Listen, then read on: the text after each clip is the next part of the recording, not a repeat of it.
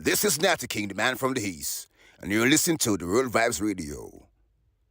Yo, check this out. This is Anthony Cruz, and you don't know it's the Diaspora Connection featuring Kabbalah for Jamaicans with Joshua. Keep it locked, man. Blaze it hot. Anthony Cruz.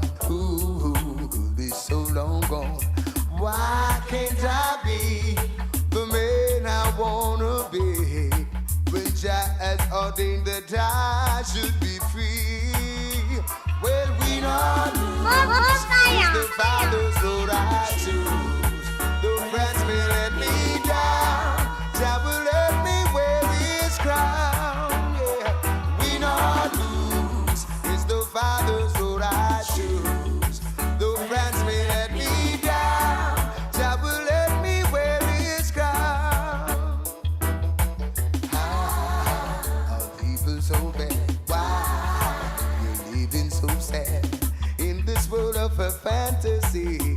They don't want to see reality. It is taking so long. When can they live as one? God has given everything for you and me. We don't lose. It's the Father's road I choose. The friends may die down. Jah will let me wear His crown. Yeah.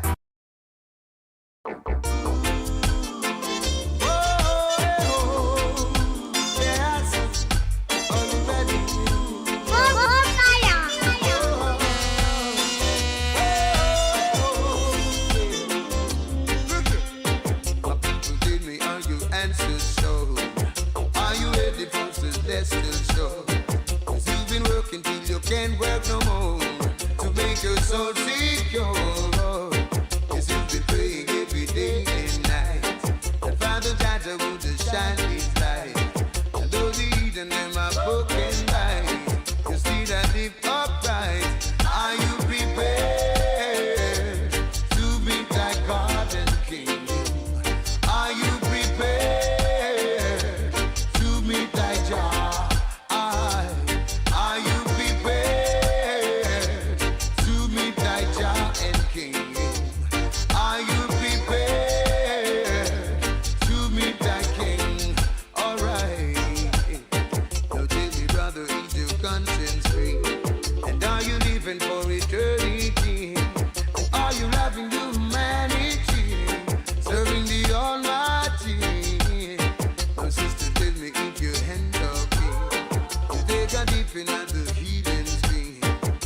Safari, you today find the scene. I score and grin. Are you prepared to meet thy God and King? Are you prepared to meet thy Jah? Are you prepared to meet thy Jah and King? Are you prepared to meet thy King? Pull it up. This is one, so much to be grateful for. Bless my soul completely. Oh, Father, I love you more than words can say.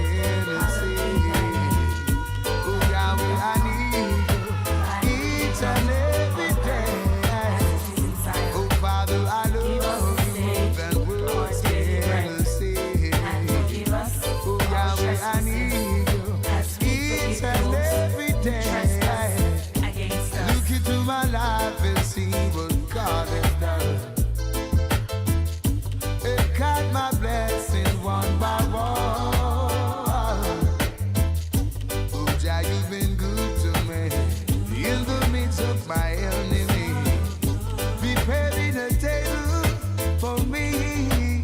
Yes, my life is worthwhile living.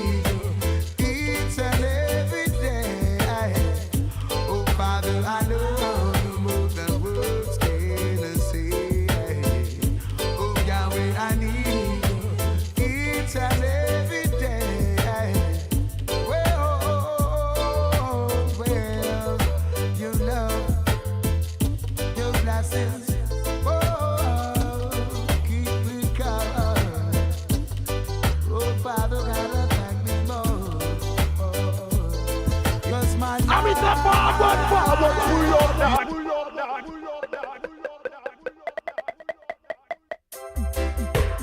Is there a place for me?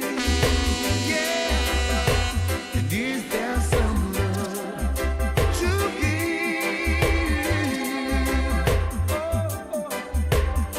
Every time I try to be a man of love, try to give and show you how much I care. Time and space, though they may change, true love should never treat me this way. No, every time I see your face and wonder why someone with such beauty should ever lie. God has been good, and you understood. True love shouldn't treat me this way. Is there a place for me? Is there some love to give? Is there a heart for me? And is this the life to live?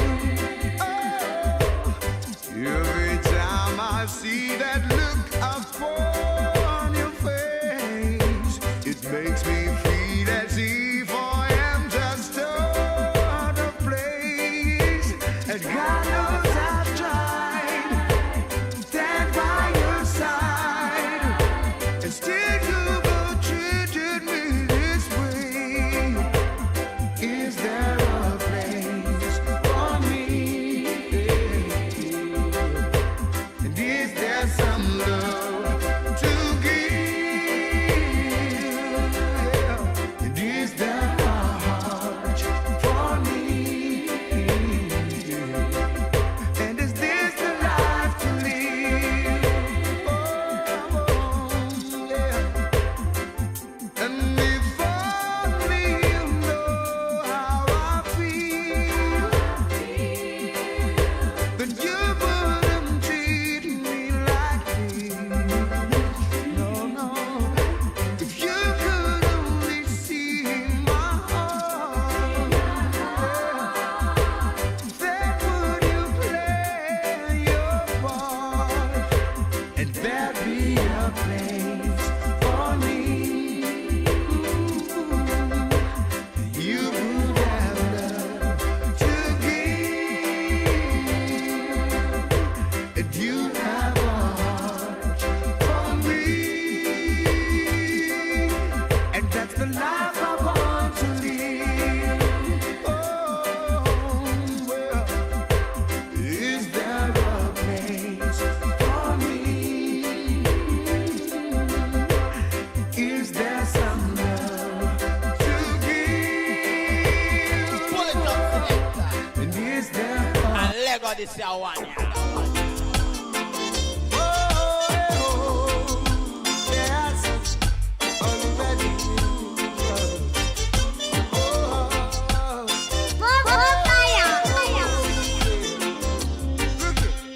My people did me, are you answers so? Are you ready for celestial show? 'Cause you've been working till you can't work no more to make your soul secure. 'Cause you've been praying every day and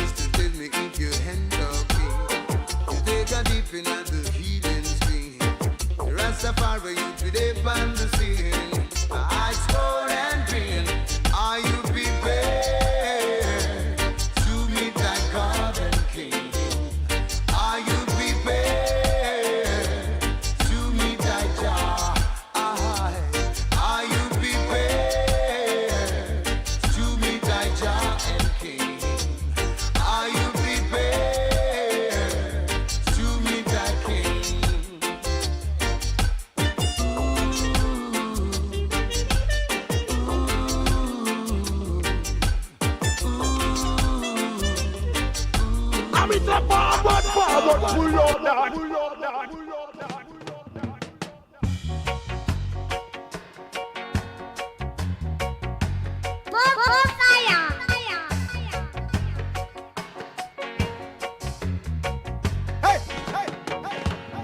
Isn't it strange how princesses and kings in clown-headed capers in sawdust ring? Just while common people like you and me will be villains for eternity. Each is given a bag of tools, shapeless mass, and the book of rules. Each must make your lives flowing. A tumbling black on a stepping stone. Just while common people like you and me will be villains for eternity. Each is given a bag of tools, a shapeless mask, and the book of rules. Power, power, power, power, power, power. Power, power, power, power. Power, power, power, power. Power, power, power, power, power. Power, power, power. I says common people like you and me will be villains for eternity. Each is given a bag of tools, shapeless masks, and the book of rules. Look when the rain is falling from the sky. I know the sun will be only missing for a while. I says common people like you and me will be villains for eternity. Each is given a bag of tools, shapeless masks, and the book of rules. Power, power, power, power, power, power. Power, power, power, power. Power, power, power, power, power.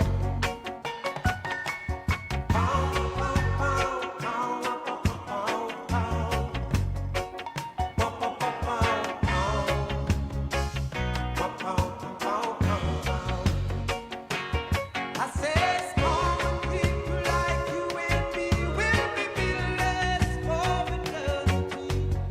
Each is given a bag of tools, shapeless masks, and the book of rules.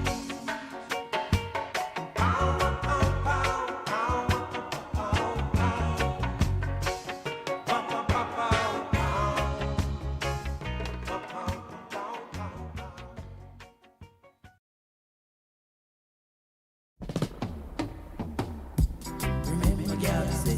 Remember when the round man say, time I go trade, yeah. Every gully I go run red.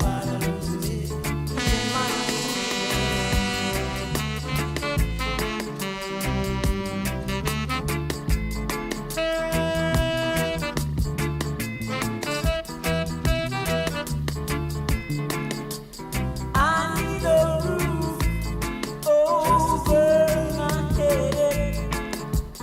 I need some roof over my head.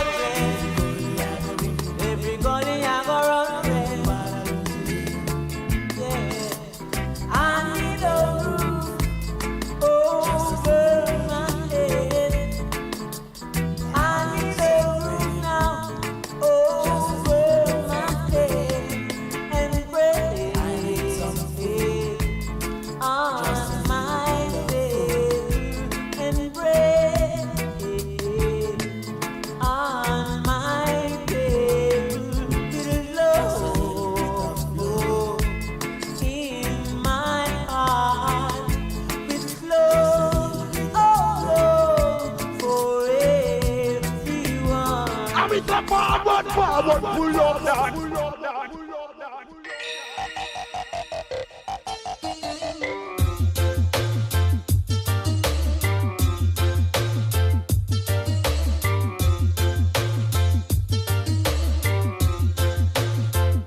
Just as I am a messenger to teach you youths about roots and culture. I tell them how to feel remember Jah. That's all I am dealing with. I am. Well, just as I am a messenger to teach you youths about roots and culture. I tell them how to them remember Jah. That's all I am dealing with. I am. See ya, some man a sing bout how them boss love bout. Then forget Jah and put them woman up front. There's a time and a place for everything. Whoa, see them a talk about how them fire them gun and I talk about how them boss Gatling. But I don't have no time to mingle and sing. Cause I said I have a messenger to teach you youths about roots and culture. And tell them as if you remember Jah. That's all I am dealing with. I am. Yes, just as I am a messenger to teach you youths about roots and culture. I tell them as if you remember Jah. That's all I am dealing with. I am.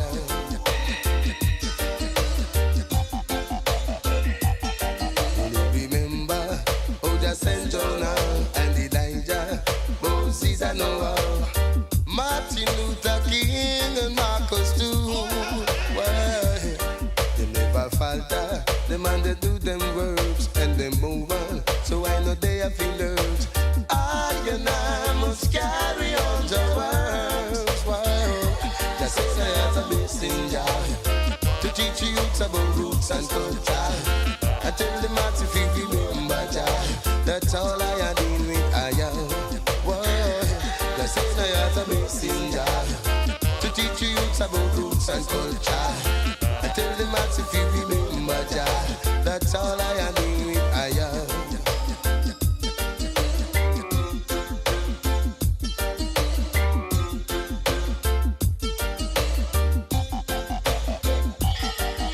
See, I and I no come and fit turn no wood and stone. Well, I and I come and fit teach, so you better learn. Well, you better love Jah and live. Give all the love you can give. Prepare to move on, 'cause this place is not your home. Well, whoa, whoa. Hey, just as I as a messenger to teach you youths about roots and culture. I tell them how to feel remember Jah. That's all I am dealing with. I am. Well, You're listening just as I as a to messenger The Messenger, Luciano.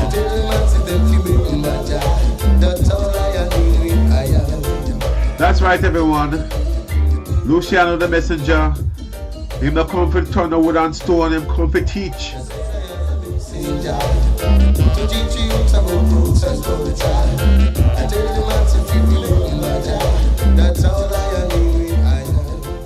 Welcome everyone to another episode of Diaspora Connection featuring Kabbalah for Jamaicans. My name is Joshua and this is episode 128.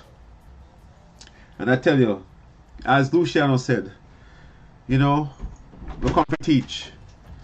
So everyone have to just listen. And for those who haven't yet to hear, let them hear.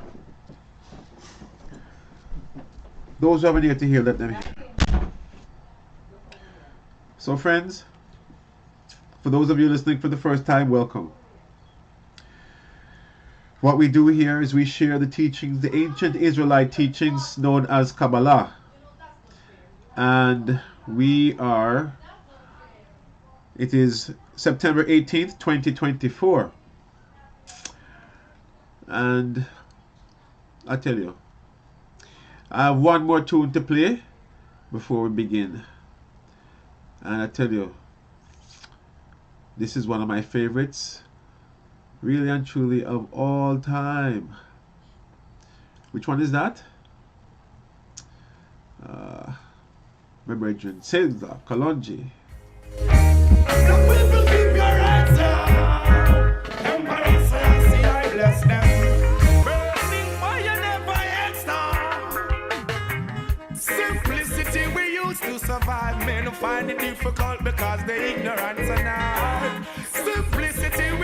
used to survive. Do what you're doing properly, that's the way through life.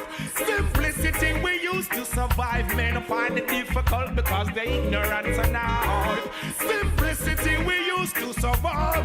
Children, open up your eyes. It's not the one bag of vanity nor the animosity nor the hypocrisy nor democracy. It's nothing, laba laba nor the backstab nor the vampire evil's desire.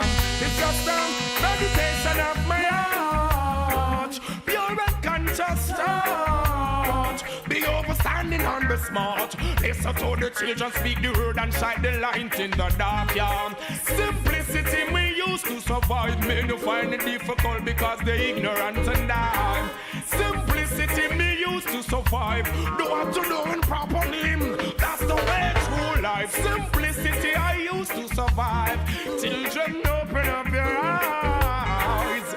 Simplicity, me used to survive. Burn Pharisees and scribes. Yeah. Abide your anger, that report. Praise Rastafari and give a worthy cause. Give us all the blessing, give us all reward to help the poor. I find it easy when them find it hard. Simplicity, I used to survive. Men who find it difficult because they ignorant and die. Simplicity, I used to survive. I shall live and love your life. Keep doing what you're doing, don't you grumble. See what you sow is what you reap, so be humble. Know what you're doing, you never stumble. Burn down Rome, I side them crumble. Lead the way with the word what I speak. Never must you stray, praise the King in the east. Oh, I know you teach, I am not rich. Oh, yeah. Simplicity, I used to survive. Men who find it difficult because they're ignorant and all. Simplicity, I used to survive. Burn Pharisees and scribes. Simplicity, I used to survive. Men who find it difficult because they're ignorant and all. Simplicity, I used to survive. Oh, gallant tell you, it's not the one bag of vanity nothing, animosity nothing, hypocrisy nor democracy. It's nothing, laba laba nothing, backstab nothing, vampire your evil's desire. It's just a meditation of my heart. It's just a pure and conscious thought. Be overstanding, I tell you to be smart. Listen to the children when they speak and shine the light in the dark. Simplicity, I used to survive. Men to find it difficult because they're ignorant and dark. Simplicity, I used to survive. Children, live and love your life. Yeah. Oh, oh, yeah, yeah, yeah.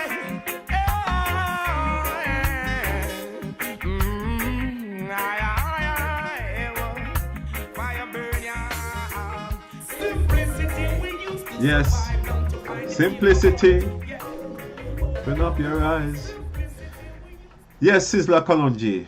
Simplicity. And friends, let me tell you, when you can boil your life down to simplistic measures, yes, simplistic measures,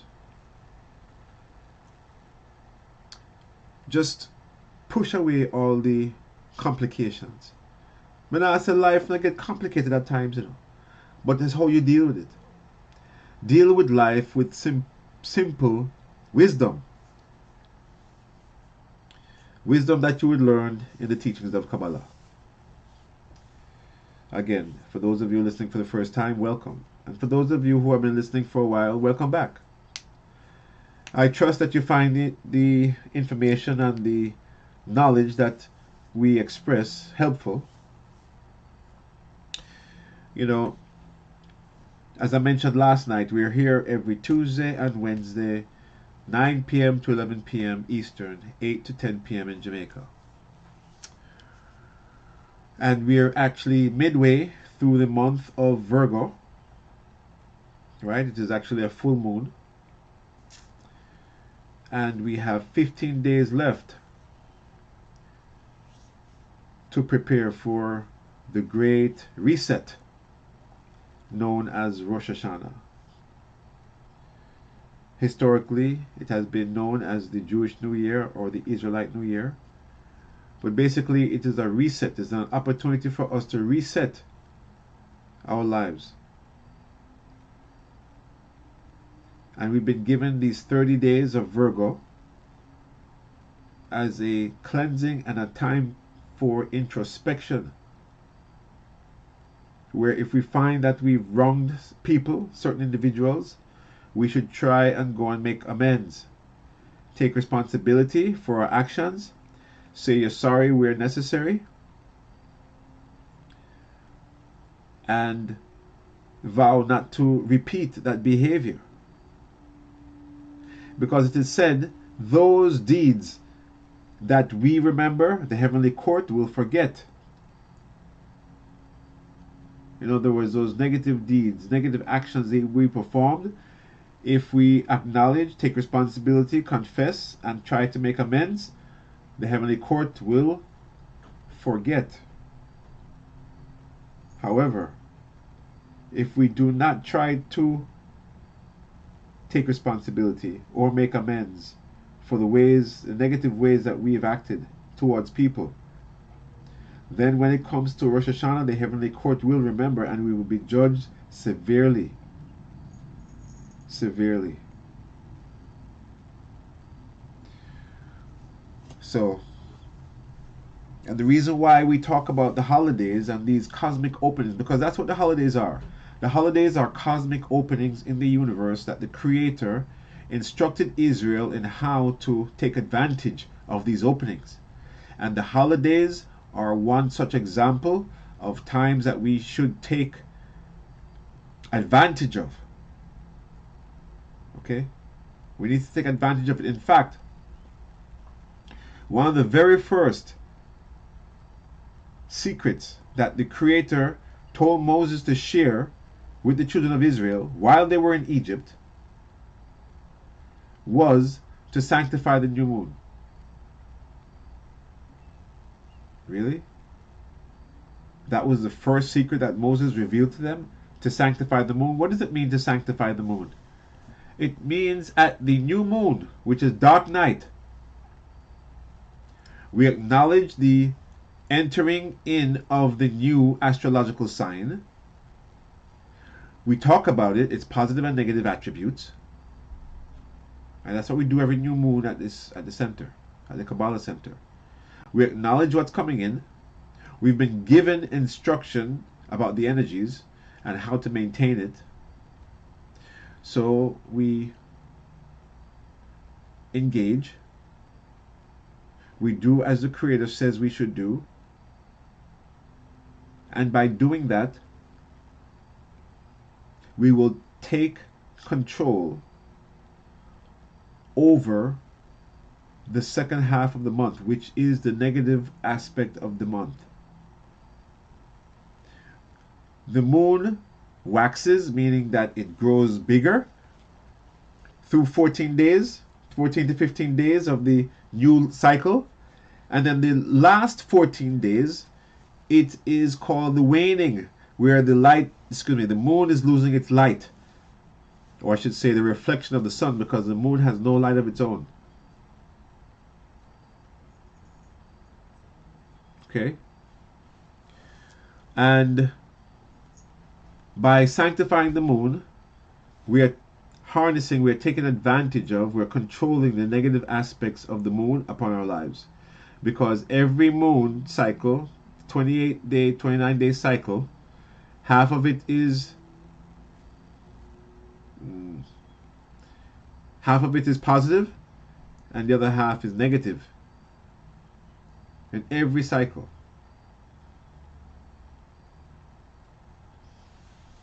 So in knowing these things, that is how we regain our power.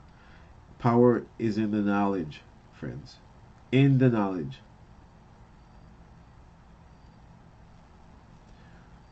In the knowledge. Wisdom and understanding.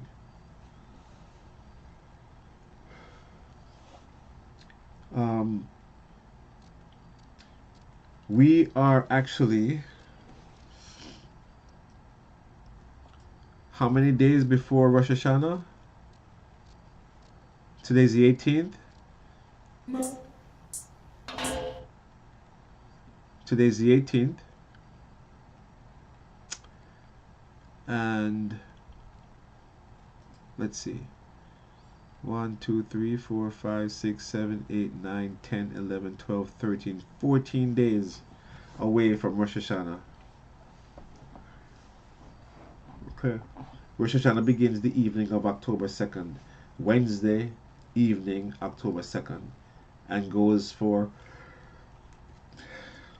it's 2 days. So it's sundown Wednesday to sundown Friday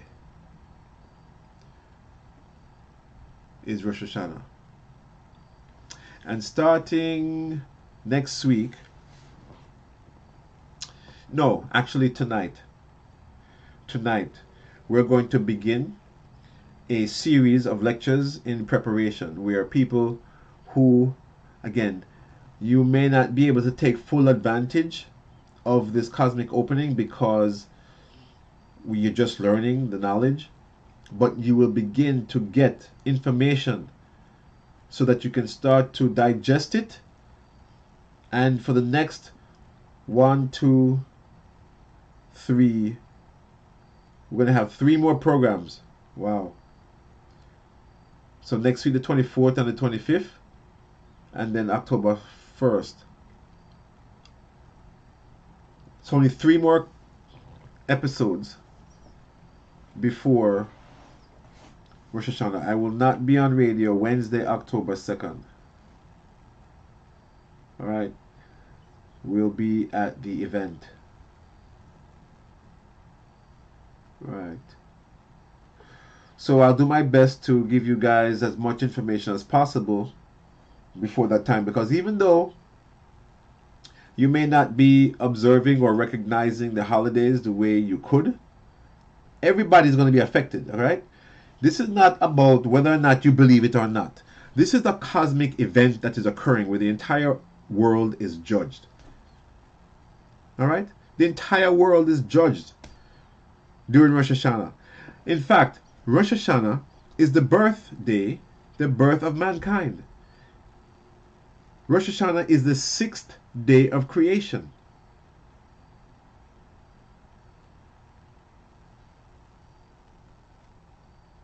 The 6th day of creation is when man was born, and that is the first day of the month of Tishri, the month of Libra.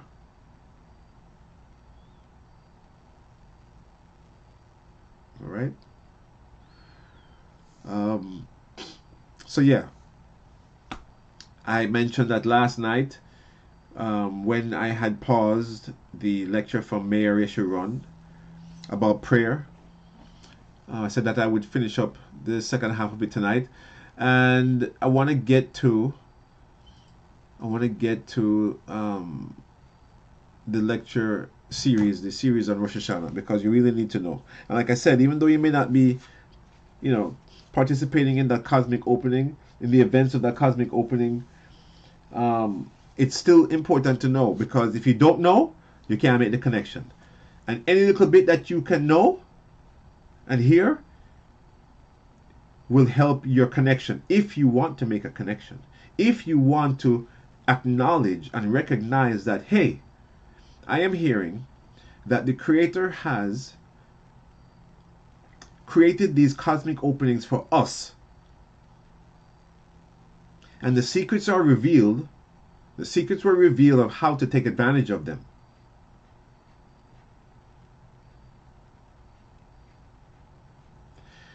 So the more you know, the better. All right. So let me continue. Without further ado, I took it back a few minutes of Mayor Yeshurun understanding the reason for prayers. It should be practical. What do I do with the wisdom? Right now I'm teaching you what to do with wisdom, right? Do something with it, not just learn it. So, wisdom is what you do. Wisdom is what you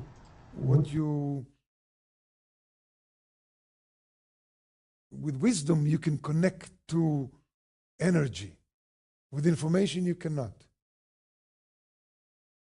Wisdom is you have information wisdom is not information, but wisdom is knowing why and what for. Information is what, how, when, where, how much. Very interesting. Intellectual. Wisdom is why and what for. I'm going to read to you, hopefully today, something from the Zohar about it. So, first of all, to study wisdom, and Kabbalah is called wisdom. Kabbalists, they don't say even Kabbalah, they say the wisdom. The wisdom. Wisdom is spiritual, not intellectual. That's not wisdom. And pursue certainty. Pursue certainty. How do you get to certainty? This is not the class about certainty, but in a short way, we say that certainty you can have only if you go through uncertainty. You have to engage with uncertainty, go through, and on the other side, you have certainty.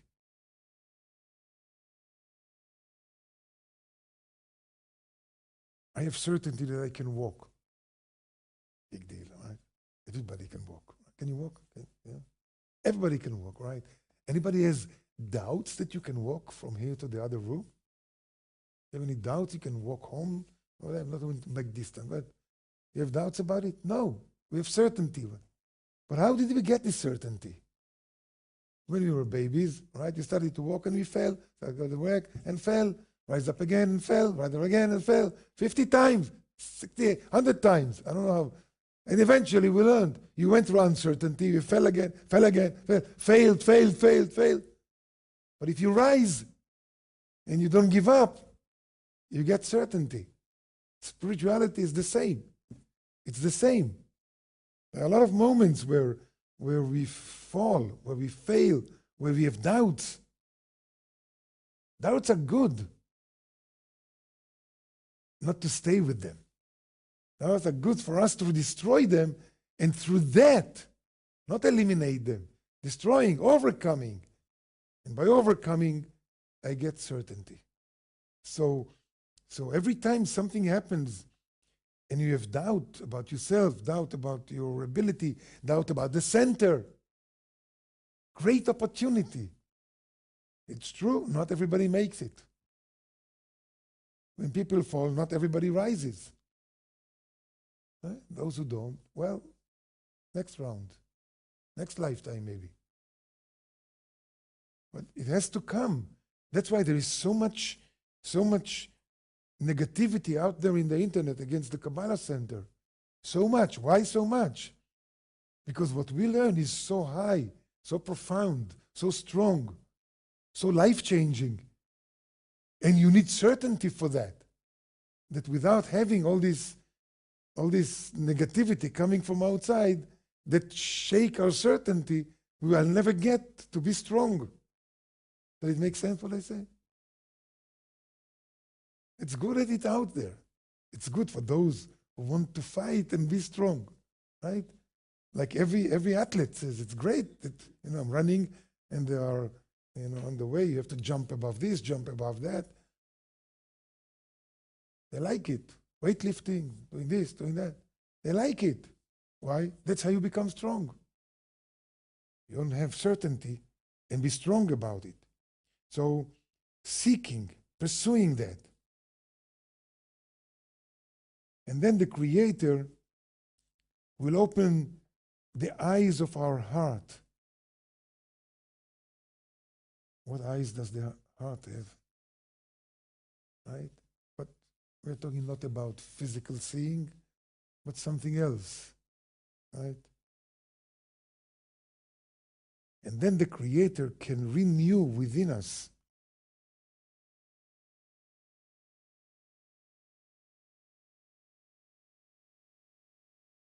and they say it here. Pursue certainty, and the Creator will open the eyes of his heart and renew within him a different spirit.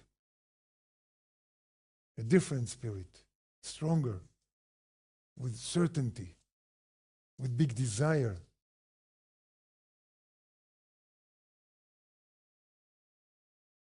And then he says, then, person in his lifetime, he shall become beloved of his maker.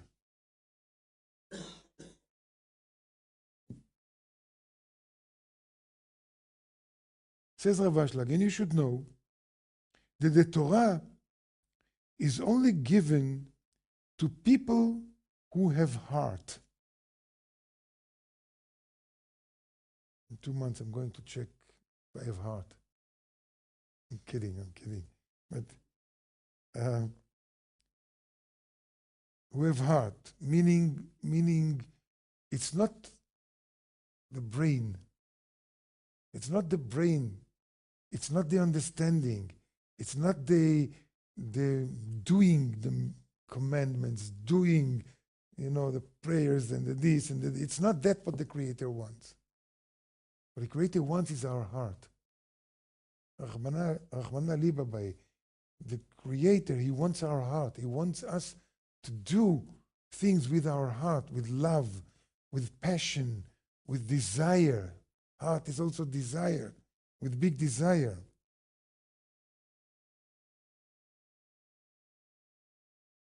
Because, he says, the words of the Torah, of the Zohar, the words are like corpses. All the words of Kabbalah, including the words of Rav Ashlag, are like corpse, meaning dead thing. Unless you put your heart into it, unless you feel it, unless you have excitement of it, unless you feel the energy of it. And Ateamim, and their deeper ta'am in Hebrew. What is ta'am? Ta'am, first of all, it's the cantillation, it's the melody that goes with the words.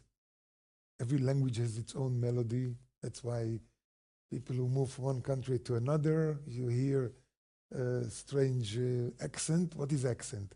Accent, me too, right? Accent meaning I'm speaking with the melody of I'm speaking the right words, right? With the melody of a different language. That's what we do. And the melody has melody. Melody makes it. There was a story about some guy who called his friend stupid in front of everybody. And the person got so annoyed or stupid or something like that. He went to his spiritual master and said, look, he called me stupid. How could he do it in front of that many people? So the spiritual master told him, listen, when we are getting together, everybody, I want you to tell him out loud, you are not stupid. And apologize. You're not stupid. So he said, okay. Everybody came and he says, you are not stupid? Did he say what the master told him? Yes or no? Yes. The melody makes it, right? So the words are like corpse. Words are words. How do you read them? In what consciousness do you read them? It makes a difference. So tam, first of all, means the melody of the words, how you speak. That's one. Tam means also taste in Hebrew. Taste.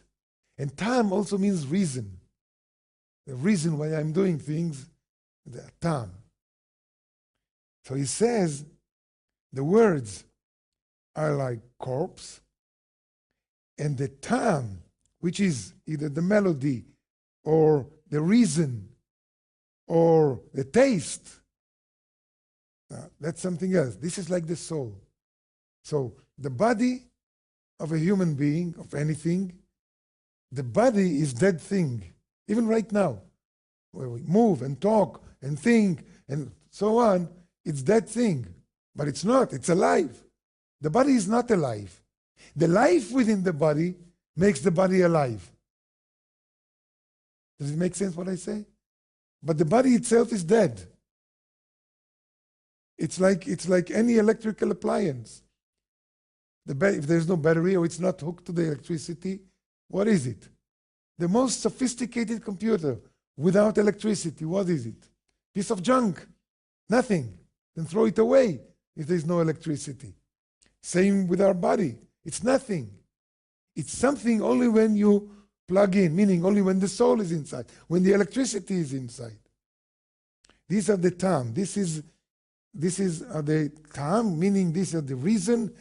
That's the melody, and that's also the purpose and the taste. This is like the soul.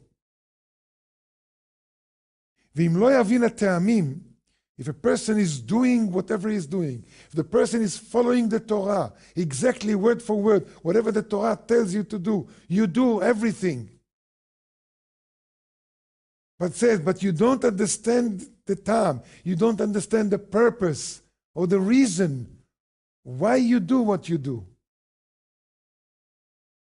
Everything you do will be for vain. The Zohar talks about it. And that's why, by the way, in the Kabbalah Center, that's why we explain everything. That's why there's always somebody who is announcing, we're doing this prayer for the purpose of that. This one for the purpose of that. That we do that, please rise. Right? You can be seated to draw the energy. There's always reason why. If I know why and what for, then there is energy flowing. But if I'm doing the same thing without knowing why and what for, I get practically nothing. The Zohar talks about it in Portion Chukat. In Portion Chukat, verse 78 and then 81. From here we learn, says the Zohar, מאחר ולפנה, כל מאן דבעל להתראה מילן דלילה, anybody who wants to awaken words from the upper world, meaning he wants something from the upper worlds, בין בעובדה, בין במילה, either through a ceremony of doing something or through words, meaning prayer and meditation. אי עובדה או אי מילה, לא יתאבד כדקאיות, if the action that you do or the words that you utter is not done properly, and he will explain what properly is. If it's not done properly, לא יתאר מדי. Nothing is awakened. So you can take the prayer book and say word for word what it says. But if you're not doing it properly, not saying it properly, he will explain what properly. Properly is not saying it properly or doing it exactly like this. No, like this, sorry. You have to be exact. It's not that. He will explain what properly is. Then nothing happens. All people go to the synagogue. If you want to go to other religions, it's fine also. You go to the church, you go to the mosque. All people go to a place of worship to awaken something from above. They pray to God. Do this, do that, help me, thank you, all kinds of... You want to awaken flow of energy. But very few know how to awaken. Very few. Imagine it. Out of the million, hundreds of millions, billions of people, 3 billion people probably who are regularly go to a place of worship, praying to the Creator. There's only few among them know how to awaken things. Because the Creator, Kadosh Baruch Hu, אבל זעירי נינון דידי לתורה, וקודשה בריחו קריב לקולה. דידי למקרה לה. But the Creator is close. He's nearby, he's close to those who know how to call him. It gives us another clue. You need to know how to call God. God, did I say it right? No, that's not about that. What does it mean? You should know how to call and you should know how to awaken the energy from above. But if you don't know how to call him, he's not close to you. As it says every morning, those who pray in the morning, when we say, Ashrei Yoshvei Betecha, and you say, Poteach et Yadecha, there, after we say, Poteach et Yadecha, the next verse is, Karov Hashem lechol korav, the Creator is close to all those who call upon him. So anybody who calls to God, he is close to. But he says, but only to those who call upon him truthfully. What does it mean truthfully? What does it mean truthfully? He will explain. Truthfully means that you know how to awaken the truth. How to awaken the truth. How do you awaken the truth? How can I? My truth is relative. My truth is my truth. Right?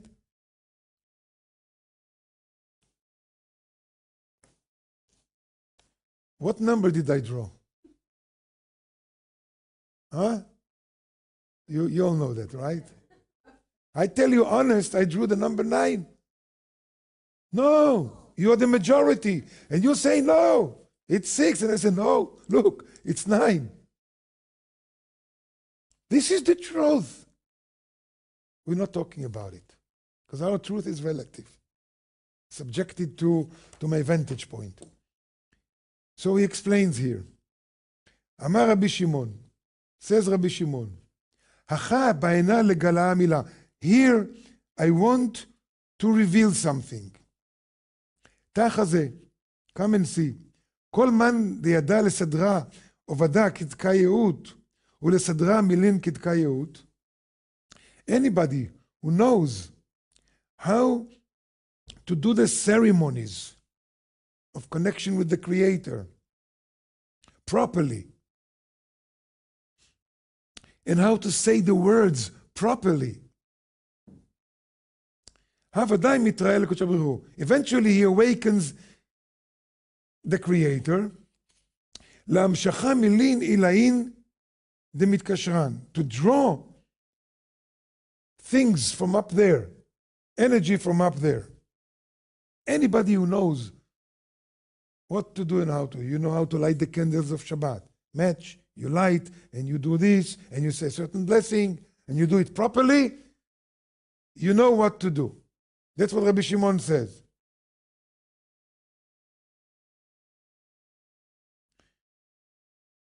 Then he asks, wait a minute, he says, and if so, everybody knows how to do things properly, how the ceremony, you just learn how to put tefillin on, how to read the Torah, how to light candles of Shabbat, how to, and so on, scan the Zohar. Everybody knows.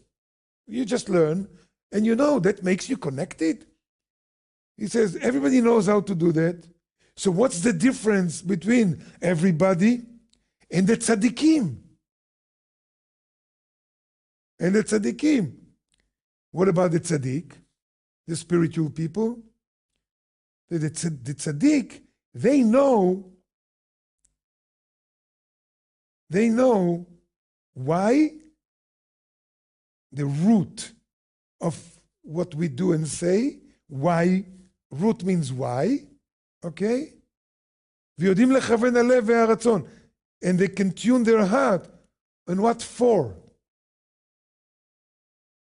What makes a tzaddik a tzaddik? One of the things that he knows why he's doing it and what for. So everybody in every religion, those who really care about their religion, they study and they know that certain things we do this and this way, and that way. Every religion has its own ceremonies, its own prayer books, its own songs and things to say, prayers, right? But only few know why am I doing this and what for, about everything, not just general. Everything that you do, you need to know why, and you need to know what for.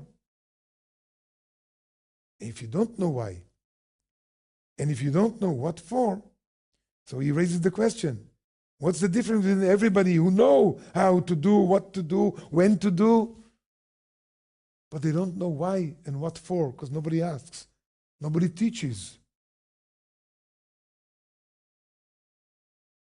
What is the importance of the tzaddikim? They know why, because it's the root of the words and the action, and they know how to tune their heart and their desire towards more than other people who don't know. And he explains. Those who only know the order of things, the order of the words to say, the order of the prayer. When do you say this? When do you say this? And what words to say? Those who know what action you do. When you stand, when you sit, and so on and so on.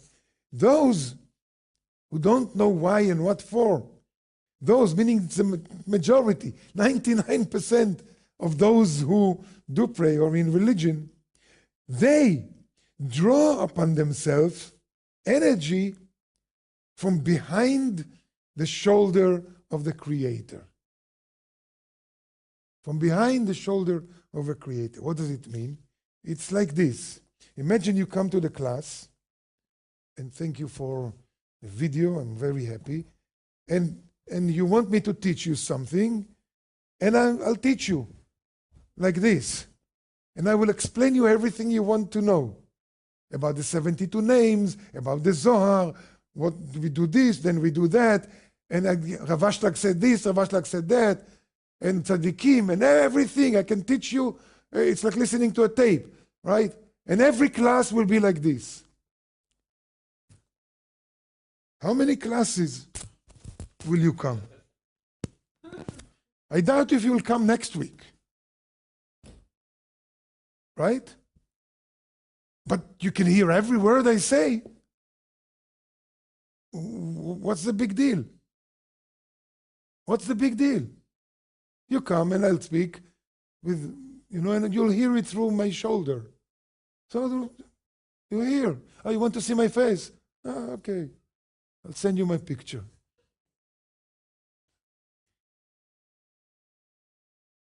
What for? Why? Because behind the back, you get, but there's no life there. There's no soul. There's no love. There is no connection. There is no inside to inside connection. That's what he says. All the world who are praying, who are meditating, who are doing things, doing everything right, but they don't know why and they don't know what for. They receive something. They awaken and they receive behind the shoulder of the Creator. Just like I showed you. Definitely, they are not fulfilled eventually. Tzaddikim knows. Those who know, those who tune their heart and their desire. Why and what for? They draw blessings from the source, from the consciousness, from the source of the consciousness, which is chokhmah, wisdom. And it on and on and on. That's the big difference.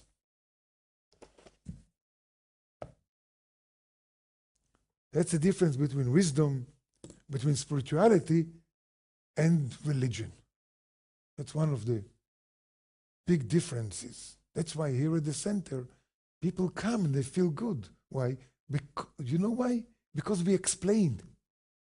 Not just explain you what you do, for your curiosity, and now you're great. No, because you cannot make connection if you don't know what you want. How can you receive something if you don't know what you receive through your words?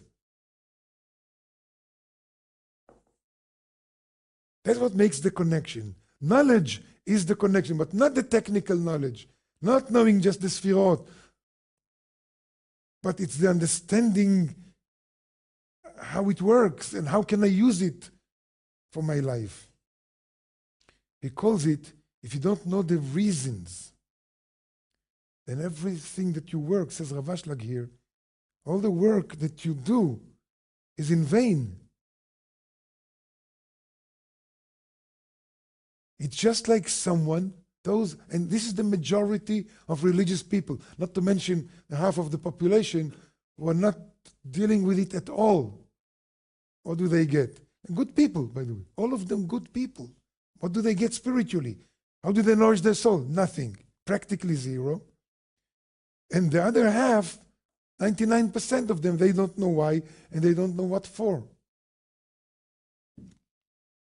It is just like, it says, those who study and they do all the work, and they go to churches and mosques and they pray and synagogues and they pray and pray and pray. It's just like a person who is counting the words in a book that teaches medicine. You count how many pages you have. You count how many words you have. Right? And you learn by heart paragraphs, whatever. But from that you will heal yourself from any disease. You have to know what's the disease, how it came, why this medicine is doing, what is it doing, and why, and what for you're giving it. Otherwise, so from that type of work, counting the words, right? A person cannot heal somebody. And eventually, he says, all people in all religions, that's what they do. They don't know why and what for. Therefore, there is no connection. There is something. I'm not saying nothing. There is something. But behind the back, they are just like a camel, or a donkey if you want, that carries silk, heavy burden of silk. And he says, the camel or the donkey cannot bring anything, how does it say it here? Just like a camel that carries silk, although the camel cannot do any good, the camel cannot do any good to the silk, nor the silk can do any good to the camel. You're dealing with religion. You're dealing with God. You're dealing with divine things. And you're just like a camel carrying silk. Silk is very valuable. This one time it was. You're carrying valuable things, but if you don't know what to do with it, you don't know how to use it, it makes what camel and silk. What's the connection? Because there is no connection with the Creator. There is no connection with the Creator if you don't know why and what for. Why and what for? Constantly. And these are the two things we need to constantly ask. Why are we doing this? What for? What for? What's the purpose of doing this? What's the purpose of Pesach? What's the purpose of saying Kaddish? What's the purpose of everything we do? What's the purpose of it? You don't have why and what for, then you're just like a camel carrying silk. The camel cannot do anything good to the silk, and the silk cannot do anything good to the camel.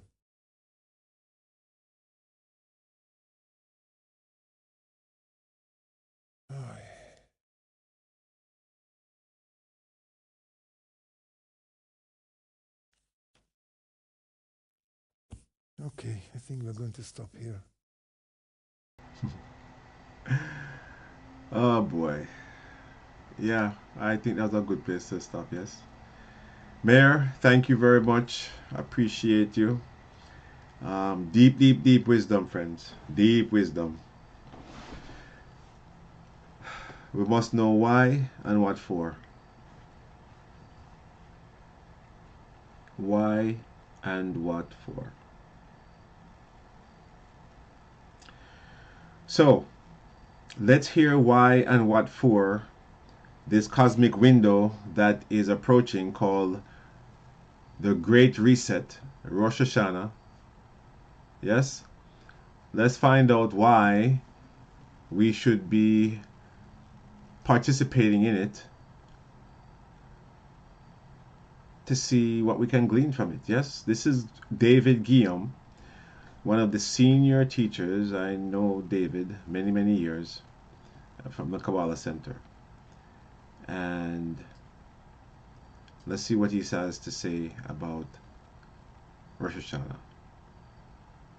You're listening to Diaspora Connection featuring Kabbalah for Jamaicans. Welcome everyone to our 6-part series in shaping our destiny for the coming year. My name is David Guillaume, and I know that we have a lot of people live, which is amazing. Would love to be able to see your faces. I'm continuously scrolling through just to be able to connect with you. And well, part of the connection is also to be able to receive messages for the people who are here and be able to create a more bespoke experience that is for your soul. So that's part of the power of being able to see each other. In this 6 weeks, we have, I think, some of our great teachers, some amazing colleagues I have, and my teachers coming to be with you. Eitan Yardeni, Eliyahu Yardeni, Michael Berg, Monica Berg, all will be part of this series to help prepare all of us to have the highest level of consciousness for what is considered to be the 2 most important spiritual days of the year, which is called Rosh Hashanah. So today I'm going to share a little bit of an overview. I plan to actually take a deeper approach, but still make it practical for all of us in how to prepare.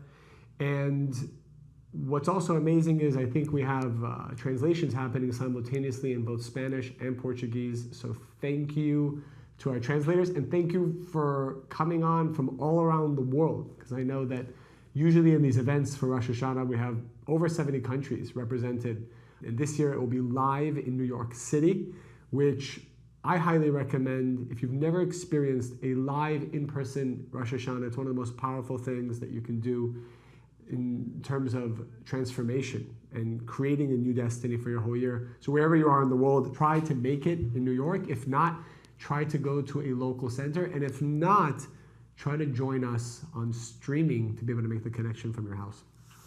All right, so what is this all about? First off, let's establish the fact that Rosh Hashanah is a cosmic opening, a window in time that benefits all the souls of humanity.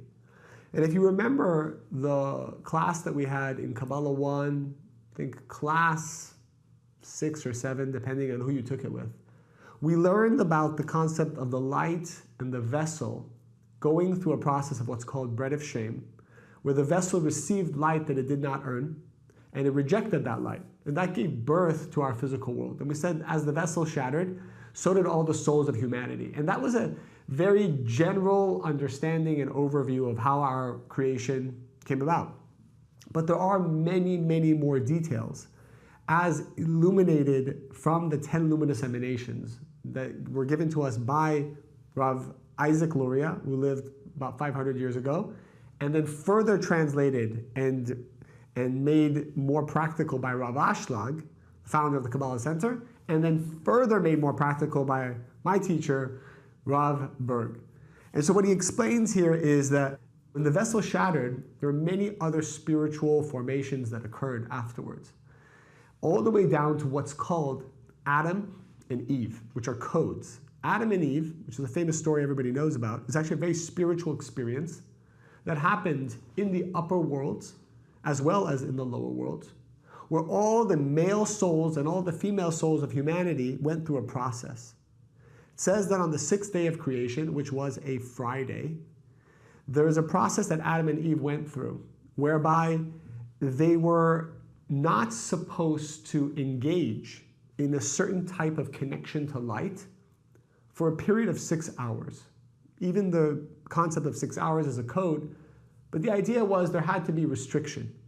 And in that 6-hour window, in that restriction, their vessels would be able to transform and become a stable vessel by which to hold great light, the greatest light, the light that would remove all pain and suffering.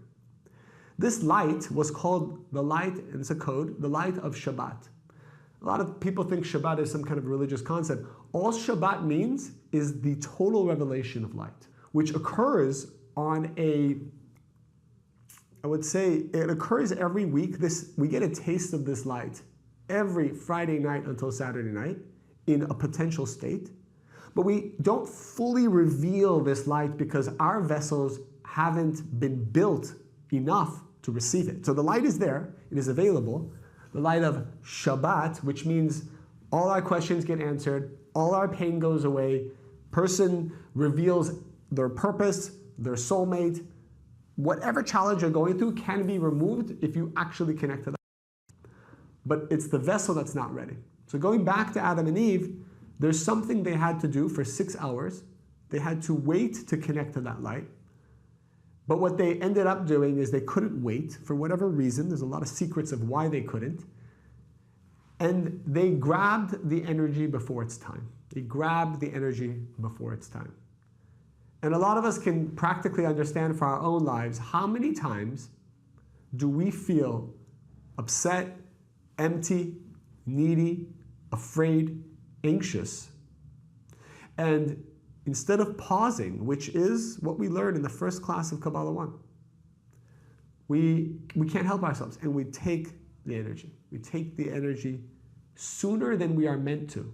And part of what's hard is we feel that this energy is meant for us. We feel that we are supposed to have it. And that's what's so confusing about reactive behavior. It feels right. It feels right in the moment for me to say this, to do this, to take this. It feels right. And the reason why it feels right is because we know we are meant to have it. Adam and Eve knew they were meant to have it. But they did not do enough letting go. And what happened is when they brought that light into their vessel, before their vessel was ready for it, their vessel shattered as well. And it created another phase called the tikkun process, where all the souls of humanity came into this world, and it says that all the new souls have already come. So every soul that will ever exist has already come to this world. And we are all going through a tikkun process.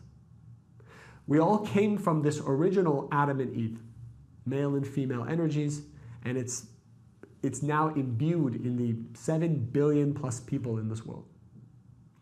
And what's interesting is just a little bit of reincarnation. Every time a soul comes to this world and does not fulfill its tikkun, what a lot of people don't know is that it breaks up into more souls afterwards. So for example, let's say I'm looking at Sherry here. Sherry, hello Sherry, you wave your head. Let's say Sherry has certain tikkun that she needs to transform, okay? I'm totally making it up, so don't be upset with me, Sherry. Let's say Sherry has control issues or some kind of fear of abandonment or trust issues, and she's given certain relationships in this life. She might have certain children that help awaken all these control issues, but maybe she didn't learn Kabbalah in time, and she, instead of letting go of her control, trusting the light, allowing the light to come in, she said, the best thing for me to do is to control everyone, because that's how I'm going to help everyone, that's how I'm going to move things forward, and look at all the other people who are controlling other people and it works, so I'm going to do it. And really what ends up happening is then Sherry has to come back in the next lifetime, and her soul breaks up into many more souls. So there's like 5 Sherrys now, spread all around the world, each of them taking a piece of the tikkun process. And the reason why this happens is because if the original Sherry couldn't finish the tikkun, well, why should another Sherry come back? We need to divide it up in order that it becomes a little bit more diffused and easier to handle, is kind of the logic behind the souls that keep coming into this world. And it's the original souls are just breaking up, which is another whole interesting topic of soulmates and soulmate relationships, because who is a soulmate? We have so many relationships that we are meant to be engaged in that feel powerful. There's deja vu involved. There is, you feel like you need to maybe know someone to do business with someone. Maybe some relationships only last 3 years, 5 years, 10 years. Because these are all parts of our soul that existed for generations and lifetimes and lifetimes. So we have to not get so crazy about all the little things that are happening. We all get so like frantic and crazy about, oh, what does this mean? And who's my soulmate? Just we all got to relax a little bit and realize every soul that is sent to us, the Creator has a plan. And our job is not to take it so seriously and overreact to it, but actually treat it with the respect it deserves and be okay with some of these relationships not even lasting, right? I know some people hold on to like childhood relationships that even if they're toxic, you still hold on to them for whatever nostalgic reason. Part of what I'm sharing all this is, hey, there's a bigger picture of souls and the transmigration of souls. And it's all good. It's all about how do I just reveal the light in that moment? How do I just do my tikkun in that moment? So going back to the story of Adam and Eve, this whole process of grabbing the energy before it's time happened on the first and second day of Libra. Really the first day of Libra, which kind of diffuses into the second day. The first and second day of Libra were when Adam and Eve were created, and the sin, which now we know what the code name sin means. Sin just means I took energy before my vessel was ready. So it's not I did something bad. I did something good, just the timing was off. It's like buying a fast, expensive supercar for your 16-year-old son. You know, the timing might be a little off to buy your son a $450,000 12-cylinder vehicle because it's too much energy. He's not going to be able to handle it. He's going to drive it fast, he's going to crash it into a wall, and he's going to think it's no big deal because daddy's going to bail him out. His vessel wasn't ready to handle that, okay? So, and you've all learned how valuable it is, the concept of bread of shame. We're starting to realize I don't even want to receive something I haven't earned because a lot of chaos comes from that, a lot of chaos. So Adam and Eve's sin, the short circuit, happened on these days. And whenever a short circuit occurs in a period of time, it creates what's called judgment. Judgment. What is judgment? We usually think the word judgment is a bad thing. But what judgment does is it clarifies. What judgment does is it's an audit on what's going on. What's going on? So for example, a lot of people are not that aware of what's going on with their finances. Are you someone who, if I asked you, how much money do you spend? How much money do you make? What are your credit card bills? Do you know your average interest rate on your debt? Do you know how much savings you have? Do you know how much you will need in 3 years? Do you have a budget for the next 3 years of your life? You would be able to say, yes, it's all right here, written down, I follow it, I have tracked it, I know exactly how much I owe, I know exactly what I'm going to spend, what I'm making, and I have a whole plan. How many of us here would say we are not that close to what I just said? Raise your hand. All right. If we're honest, I think it's most of us. Some of us have learned through experience to be that way, but the point is we don't really know what's going on. However, if the IRS knocked on your door and said, hey, look, we're seeing some stuff here that doesn't make much sense, we need you to go through all your expenses, all your income, and show us all your receipts. Why are we all so scared of the IRS? Because what the IRS is doing is bringing judgment, forcing us to look at the details and separate the good from the bad. This is a good thing because it creates accountability. It creates accountability. It's like when you see a police officer driving up behind you. What always happens? What do we all feel when there's a police officer behind us? Do we feel, oh, I feel so safe now. Officers behind me, I feel so protected. No, we feel like we're being judged. Immediately, you're not rolling stop signs anymore. Immediately, you're not running through yellow lights. Immediately, you're going to get off your phone because it's illegal to be on it in certain states. You're all of a sudden, you're like, all right, what's good, what's bad, separate the two, and let's get clean. So what judgment does is very powerful. It actually helps us look inside and examine and bring everything to where it needs to be.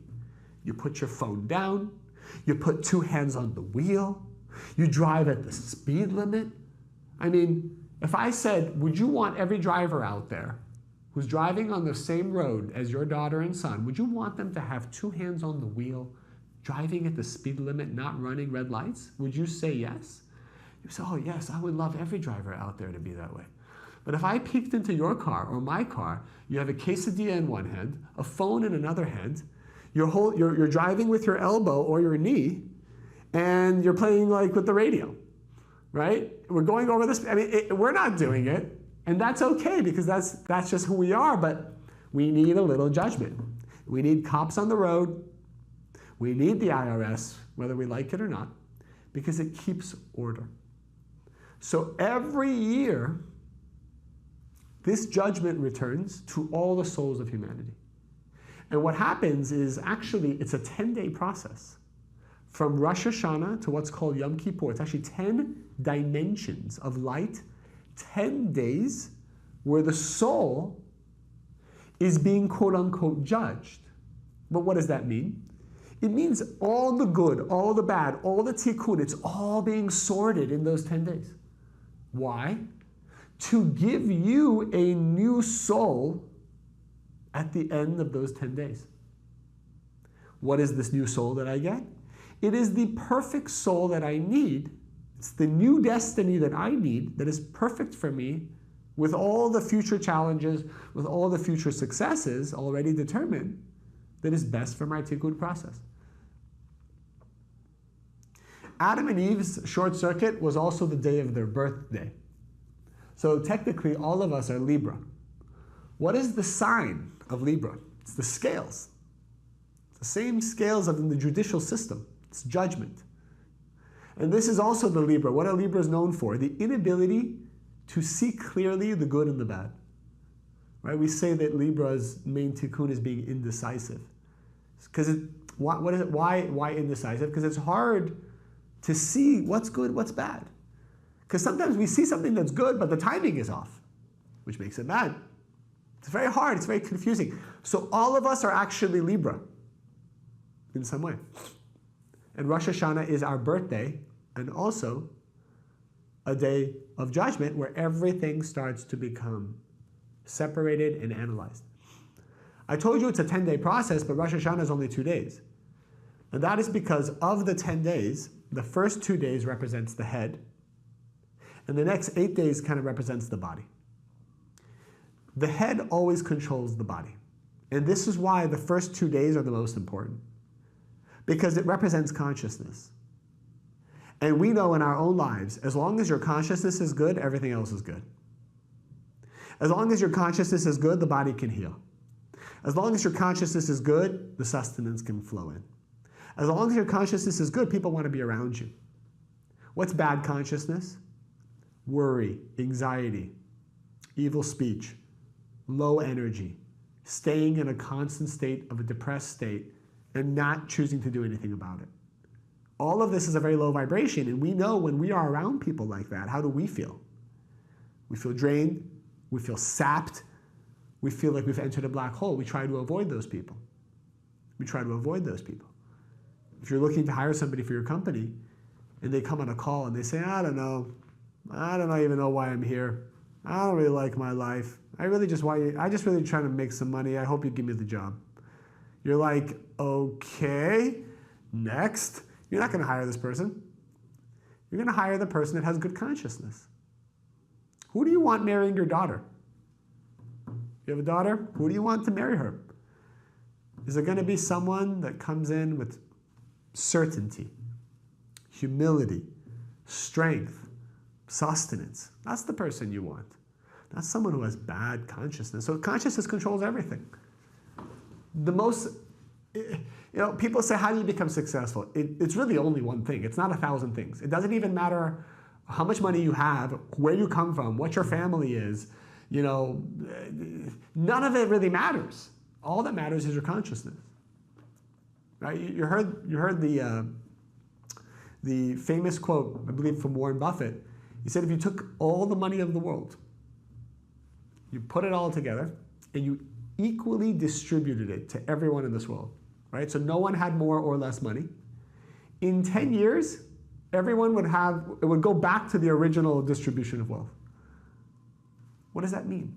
How is that possible? It's because it doesn't matter what a person receives. If their vessel can't hold it, they will lose it. And it doesn't matter what a person doesn't have. If their vessel is meant to receive it, they will get it. What is the vessel? Consciousness. What are the most important, what determines the consciousness of the whole year? Rosh Hashanah. What happens on the day of Rosh Hashanah? The good and bad parts of your consciousness become audited, looked at, examined, and you are handed a new soul. You are handed a new soul. So let's stop right there and let's see if there are questions about what we have learned so far. Is this interesting to you all? Is this new content? Are you bored? You are not bored. Okay, good. I want to make sure you guys feel like you are being entertained. It's the middle of the day for a lot of you, or nighttime. All right. Let me know if you have questions. I'm looking at the chat. All right. Let's see here. What kind of a soul does a person get if they were reactive all year long? Well, let's first understand that all of us are reactive all year long. So I don't want you to think you're doing something wrong. I guarantee you I was more reactive than all of you, maybe even combined. I wear that proudly as a badge. I am an incredibly reactive person, but it's not about being reactive. Satan is going to win. He works harder than us. It's not about being reactive. What it really is what you do after being reactive. That's what separates the men from the boys. What do you do after you fall? Because I'm going to give you a secret. When Adam and Eve fell and they did the short circuit, you know what's written about them? That had they not been depressed about it afterwards, had they fallen and then said, Satan, you got me, but I'm happy now and I've learned a valuable lesson and I'm so excited, it says that they would have gotten all the light back plus more. So what was the real short circuit? It wasn't that Adam and Eve fell. It was that they felt sad and hopeless about it after the fact. That was the real short circuit. That's what made it permanent. So we all need to know that falling is actually many times predestined. You are predestined to fall. You have no control over it. There is no room for guilt and shame. Guilt and shame comes from what's called the female aspect of Satan. You know, Satan has a female and a male. Everything has female and male. Everything. Satan has female and male. The Zohar talks about her. We don't say her name because it's very negative, but the initials are Lamed Taf, LT. And it says what her job is she comes in after the male comes in. So they come in like a dynamic duo. The male Satan, his name is Samech Mem, SM. He comes in and what he does is he makes you get excited about doing something you shouldn't do. It says that he gives you inspiration to short circuit. Okay? Usually that's around addictions and pleasures and stuff that, you know, it's not so good for us or we don't have a vessel for, but we can't help ourselves. When he comes in and he makes us fall, then he tells his wife, the female Satan, to come in and do her job. Her job is everything that's associated with earth signs. Sadness, hopelessness, guilt, shame, heaviness. What's more dangerous, the male or the female? What's more dangerous, the male or the female? The female is more dangerous because it's more long-term. Right? Because we know the female is the vessel. The male is the channel of energy. And this is why the tikkun of a woman, generally speaking, there's women with more male energy, there's a lot of mixture, but we're just talking very generally. The tikkun of a woman is women tend to always judge themselves. So much. Is it true? Or would you say every woman here, I'm never judging myself, I'm always having high self-esteem, I don't care what anybody thinks about me. I don't even look at the mirror. I think I'm beautiful the way I am. I don't need any kind of addition to my face or makeup or my hair. It's all fine. No, obviously there's a constant scrutiny and judgment on a woman because she is the vessel. The vessel is like the earth. It's the heaviness. It's closer to the negativity, actually.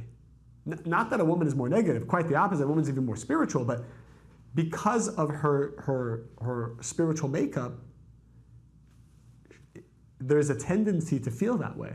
So her tikkun is to have more of the male energy, to be lighter, flowing, non-judgmental, more self-esteem, let things kind of not bother you.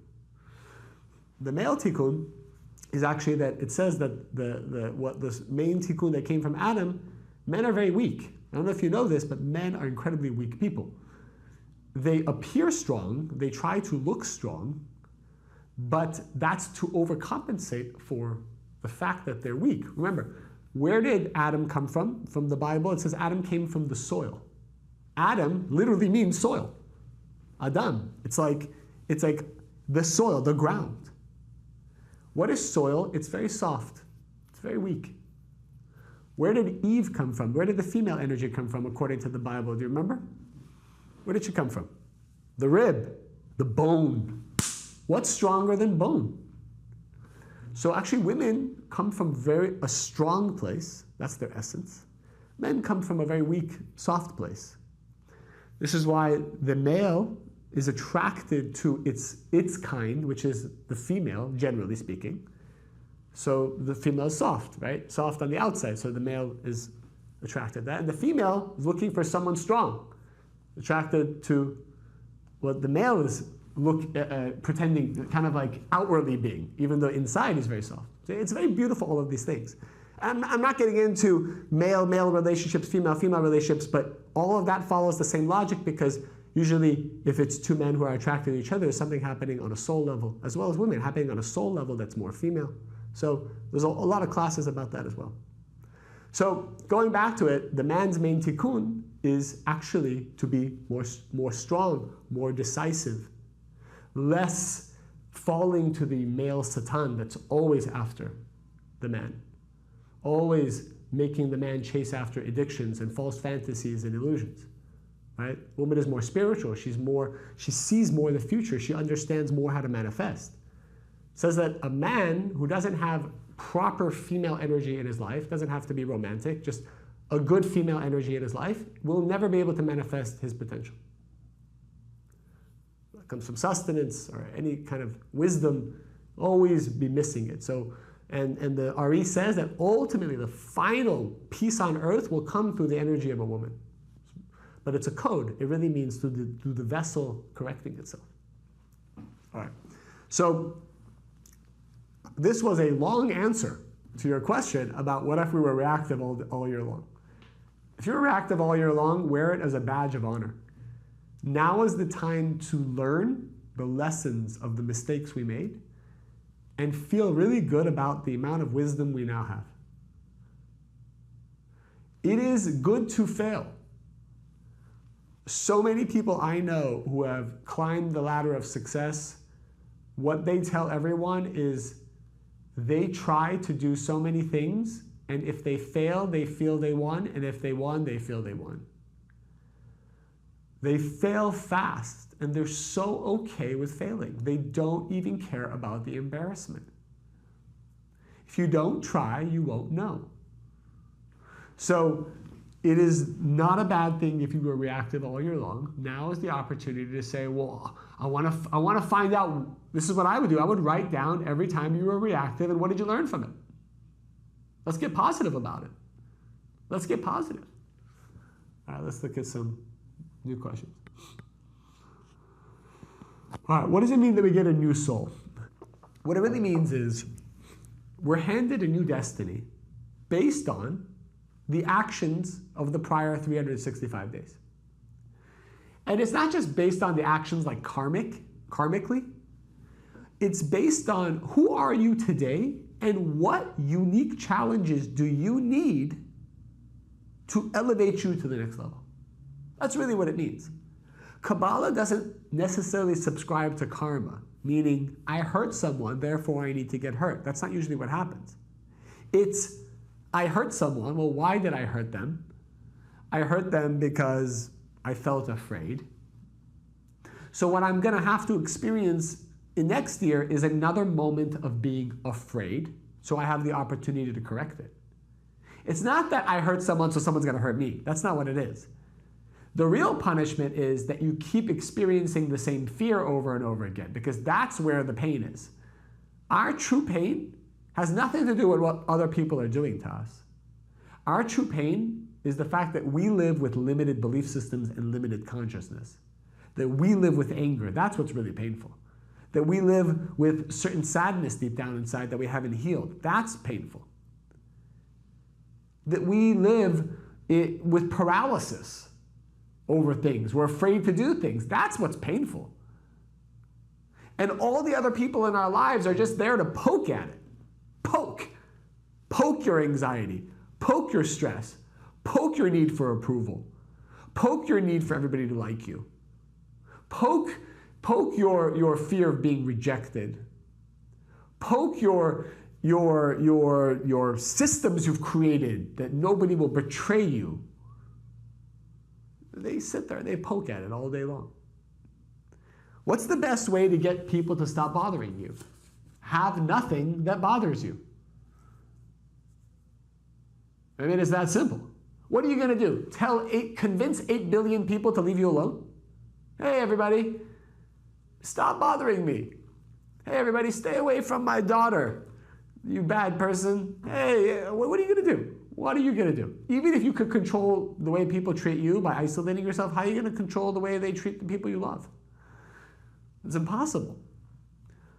But what you have control over is consciousness. And that's where I want our preparation to go. In the next 5 sessions, you're going to hear from the best teachers in the world going in deeper about 2 things: how to prepare for Rosh Hashanah and what to do on Rosh Hashanah. What are you going to experience between now and then? It says that, especially starting in the month of Virgo, a gate opens in the upper worlds called the 13 attributes. The code from the Zohar it's called the 13 attributes of Dikna, or of Arichim Pin. That's the code. What does that mean? If you know the 10 dimensions of light, the highest one is called Keter, which is like the seed level of where all light comes down. Keter has 2 parts. It's called Atika, and the lower part is called Arichim Pin. These are all codes. The Zohar talks about it in depth, about what it means and practically, and all the secrets and all the lights. Very fascinating. But I'm just giving it to you so you see how deep it really gets. In the second part called Arichim Pin, there's something called the 13 parts of the beard. The beard.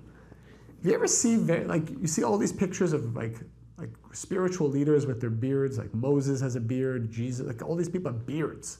What's with the beard? Why aren't people clean shaven? The secret of the beard, it says that when there's great light, because there's so much light in the head, right? Do you notice how we have this neck that's very narrow? Why do we have a narrow neck? Why don't we just have like a big, thick neck that like extends the head down? It goes big, narrow, then big again. It's all the secrets of how light is revealed. The Creator gave us a narrow neck to restrict the light that comes from the head, because there has to be restriction in order to reveal light. So the only way to bring this intense light of consciousness throughout the body is to actually restrict it in the neck. And it says that this restricted light actually pours out through the beard. And this is why all the great sages and Kabbalists grew out the beard, because it was a reservoir of light that would channel through restriction throughout the body. It's very interesting. And again, only the male has a beard, obviously, because the male is the one who's channeling energy. The woman is the one who receives it. So the women aren't obviously growing a beard. But there's even secrets behind that. There's secrets behind the beard. So it says in the upper worlds, there's also something called the beard. And it's where light that has gone through restriction flows out into this world so that the world is not destroyed. Because the world, if all of humanity is selfish, technically the world should be destroyed because there's so much negativity. So what's balancing everything? The Creator is giving us these 13 attributes of light, of mercy, which are balancing the whole world. they are most revealed in the month of Virgo. So all of this mercy, all of these lights are flowing in the month of Virgo to prepare us for the day of great judgment. And again, judgment means just the auditing of the soul, see what's going on, and handing you a new destiny. Most people in the world who don't know what we're learning, what's going to happen to them? Nothing really. It's just going to be, they have that year, they get the same soul, they're going to have the same kind of challenges, same kind of relationship, same kind of people, same kind of whatever. Even if they have more income or less income, it's all the same pain.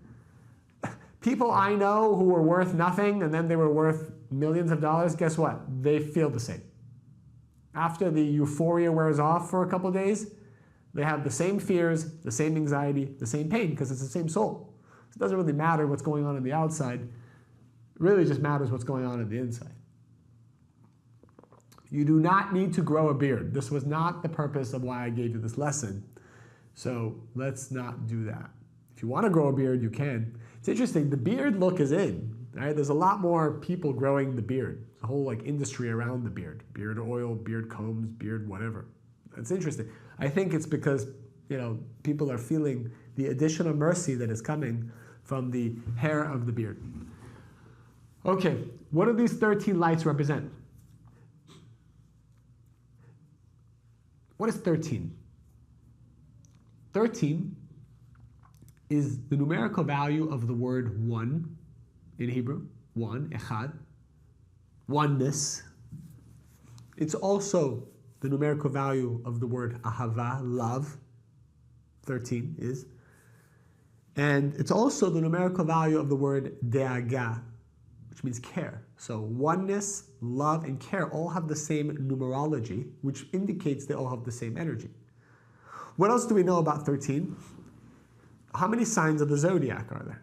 There are 12. There are 12. What does the zodiac represent in Kabbalah? All the types of tikkun that exist. All 12 signs represent all the possible tikkuns. What's our goal? To rise above the zodiac. To tap into what's called 13. A person who taps into 13 is no longer affected at all by the reactive system. Nothing upsets them anymore. You know how when you're in love, when you really feel nothing upsets you? Isn't that interesting? Nothing upsets you. If you're in love, really in love, you don't need to sleep as much. You don't need to eat as much. It's almost like a spiritual Ozempic. It's I don't even feel like I need to eat. Everything kind of just falls in line. It's you don't crave bad things. You could meet your worst enemy on the street and you would see, I feel bad. I feel bad for him. I wish him well. I send him love and kisses and whatnot. That's what love is, because when you feel in love, you are above the 12. That's what love is. It's 13. The problem is, it's reactive love because the Creator gave you a taste of it, but you haven't really earned it yet. You haven't reached that state on your own. When people take drugs, there's certain drugs that make you feel in love, and your heart opens, your chakra, the heart chakra just opens to everyone. The problem is you can't be on that drug 24 hours a day.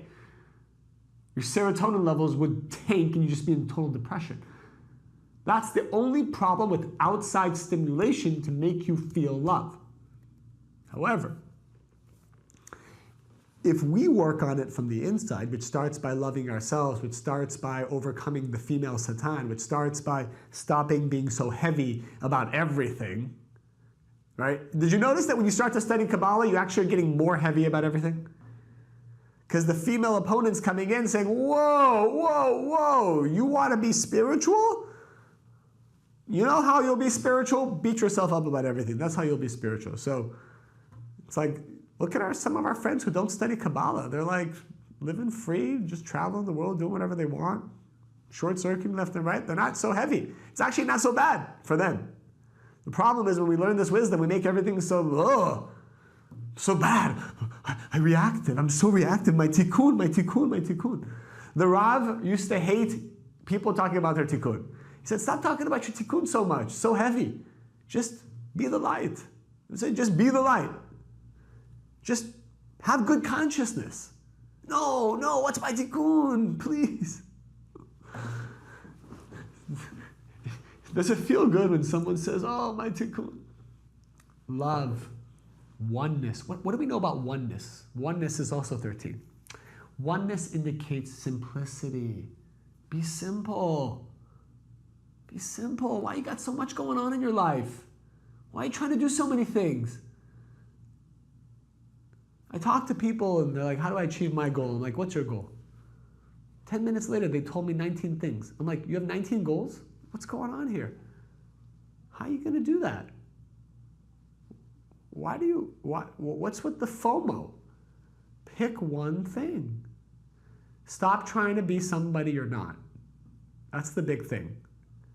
All of us have a tendency to try to live someone else's life. We see our sister doing something, we see our friends doing something, we see people we respect doing something, and we're like, I want that, I want this, I want to do that, I'm going to be this, I'm going to study that. Pause and ask yourself who you really are.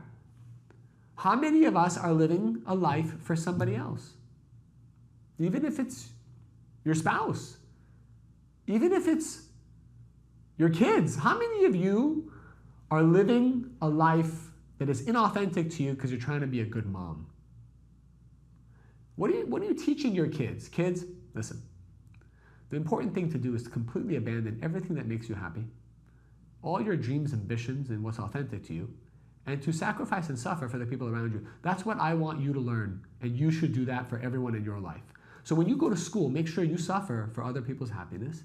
Make sure you are a martyr, close to a doormat even, so that everyone can feel you're a good person and a good mom. Is that what you're teaching? So we even lose our identity in parenthood. We lose our identity in so many different things. We lose our identity in Kabbalah. I want to be a good student. I want to be spiritual. Okay, that's wonderful, but who are you? What the Kabbalah Center needs is the best version of you, not you letting go of yourself and being something you're not. What the whole world needs is the best version of you. So now is the time before Rosh Hashanah to reconnect with yourself. The biggest short circuit is to live someone else's life. Got to be careful. And by the way, if you did it for the last 20 years, it was also meant to be, so don't be upset about it. You know, some people say, oh, that's who I was, that's who I am. That's okay. Get excited about that. But now is the time where it can be revealed to you because the 13 gates are open. You can find who you are and what you really love and what you're all about. Like now, it's open. It's there. And the problem is as soon as you connect to who you are, guess what's going to happen? You're going to have guilt. You're going to be afraid. You're going to feel pressure from the outside, but it's not real. None of it's real. No one's judging you. Nobody's judging you. Gave this seminar here in Los Angeles for the Persian community. We had like 300 to 400 Persians. It was all about what kind of tikkuns Persians have in the Persian community. I bet you we could do this for every culture, to be honest. We could do it for the we could do it for the Russians. We could do it for Americans in the South. We could do so many different things we could do. The biggest takeaway was the Persians are always worried about what other Persian people are thinking about and judging them for what they're doing. It's like, what are other people going to say about me? What are other people thinking? If I marry this person, what will my parents say? What will my grandparents say? What? If the person I love doesn't have enough money, well, what will everyone say? Right? What will they say? What will they say? Who are they? Who are they? They don't even exist. There are no theys. Nobody cares. Nobody actually cares. They have enough problems in their own life. You think they care about your life. So it's all an illusion. We have to realize that there's parts of us, and this is what we need to take inventory of living someone else's life. So we have love, we have oneness, and we have daga, care. Care. What does it mean to care? What does it mean to care? And I'll tell you one word. I'll tell you one word that I define as care, that I think is practical and not going to be confusing for all of us. Because I think some people think care is, I'm going to give you charity, or I'm gonna, be there for you, whatever that means. I've learned that caring is being curious. It's being curious. It's asking questions. And genuinely wanting to know, without an agenda, what's going on. And I think that a big thing we can do is be curious. I had somebody who came to, for one of my kids, she came over to like teach my kids something, and I asked her, I said, oh, what do you do? Is this what you do? This what you came here for? She's like, no, this is what I do part-time. I said, well, what do you do full-time? She's like, oh, I'm a journalist for Vice. And I go underground and I go into the dark world and I interview people. I interview pimps and prostitutes and drug lords. I'm like, can you imagine? I asked this question. She's coming here to do something for my kid. And next thing I know, she's moonlighting for interviews in the dark world. So I'm like, that's so fascinating. Tell me more. So she's like, oh, look me up on YouTube. So I went in, like, there's like one video. It's got 40 million views of like something she's interviewing. That's crazy. And I started talking to her. She's like getting emotional and started crying and started talking about this and the pain she experienced and the human trafficking, and it goes on and on and on and on. And I was just being curious, just asking her, like, what's it all about? You know, and then at the end I said, you know, I'm gonna think about you. I'm gonna send you energy. And I told a little bit about Kabbalah and spirituality and whatnot. But I think the point is, like, just at a very basic level, be curious about the people in your lives and ask them. Ask your parents about their lives. Ask your children about their lives. Ask your friends about their lives. And I think that opens up empathy as well.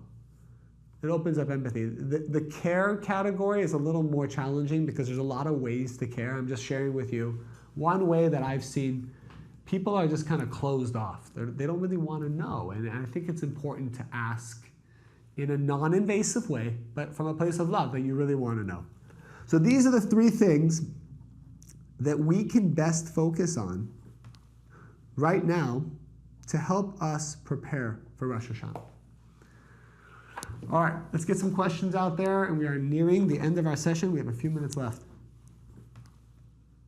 All right. Does somebody want to come up and ask a question? You can raise your hand and I'll call on you. All right, Kayla, unmute yourself. Come on, ask us. Yes. Hi, David. Hey. Everybody. What's up, Kayla? I just want to start out. Nothing much. Just working and taking a little work break to do this. So it's a really nice use of this hour. So I was curious here. I have so many notes I've been writing this whole time. I want to go back. Okay, so you were mentioning, for the female Satan, like the female puts a lot of like pressure on herself. I kind of wanted to get clarification about that. Is it more like internal pressure or external, like from other people and you wanting to always impress and being so hard on yourself because of society? So it's both. The natural inclination is, we first have to understand there is no society, actually. We create that in our mind.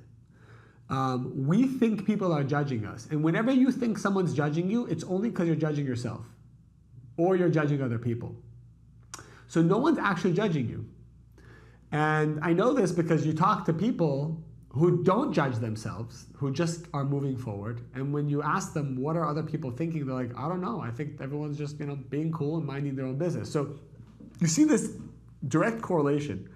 People who love themselves, who appreciate themselves, who aren't hard on themselves, they don't think anyone is judging them. And then people who are hard on themselves, who do beat themselves up and hold themselves to a very unhealthy standard, also tend to think everyone else is looking at them strange. So it's really coming from them. The Kabbalists say it is an illusion to believe that people exist. Nobody exists besides you and the Creator. This must be the consciousness at all times. So anything you're feeling is only because it's inside of you. Has nothing to do with people. People can't make you feel a certain way. That's the illusion we've created. Okay? Because for me, since I was little, I've always been really hard on myself, and I'm trying so this kind of resonated with me, and still to this day, even my mom's like, why are you being so hard on yourself? And I'm like, well, I don't know. Right. That comes from a belief system that actually could be cultural and passed down from generations. If you are hard on yourself, you will be more successful. You will scrutinize and audit your negativity more. And as a result, you'll change, right? That's the belief system. But Kabbalists say we are only allowed to do that few moments at night before we go to sleep, and it's very dangerous to do it throughout the day. So again, is it important to look inside and scrutinize ourselves? Yes. When? For a few minutes before bed. So what does Satan do? Satan goes, hey Kayla, remember that spiritual lesson, how good it is to scrutinize yourself? Imagine if you did that 18 hours a day, how much more light you would have. It's like saying, a new study came out that said a glass of wine is good for heart health. And you're like, well, damn, I'm going to drink 6. Thank you, David. Thank you. All right, let's go one more. I know, Chris, you came up next. Barbara, I'm sorry, I'm not going to be able to call on you today. But you're a veteran. Barbara, you've been studying for the last 35, you've been studying longer than I have. I should be learning from you. Hold on. I'm going to, no, Chris, where are you? There you are. Chris, go for it. All right. Hi, David. Thank you. And hi to everybody. Is there a distinction that can be made around judgment? And that what I understood you to say today is that judgment is always there for a higher good, or is, in quote, an inventory of, in a sense. But sometimes really horrible things happen. Like what? What's a horrible thing that happens? A child that got cancer. Okay. It is a horrible thing, but what about that? Well, maybe I can think of something a little more.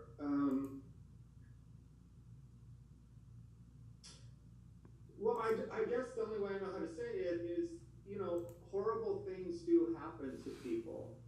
And I understand the concept that it's always for our higher good, for our soul to be able to grow.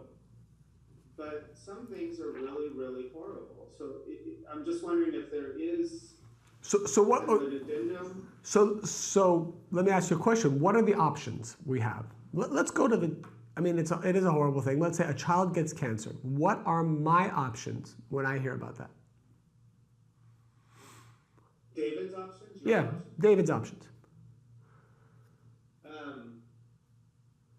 To feel mercy, to feel compassion, to feel empathy. Okay. So that's very positive consciousness. Another option is I could get upset about it. I could get upset with the Creator. I could complain to other people that the world is random and unfair. So what I'm really just doing in that way is I'm bringing doubts to everyone's mind, and I'm taking power and strength away from everyone. And then people hear me say that, especially if I'm in a position of power. People are like, well, if David thinks the world is random and chaotic, well, you know what? Why am I even working on myself? I better just protect myself, because so you see, so what it does is it perpetuates negative consciousness, and then the whole confidence and certainty system breaks down, right? So when we hear and see horrible things, all it should remind us of is our duty to do 2 things: work on ourselves, not be victims about it, and improve our consciousness. And really that's the only option we have. I mean, the other option is to be upset and make other people be upset too. And I think, by the way, that is a belief system people have.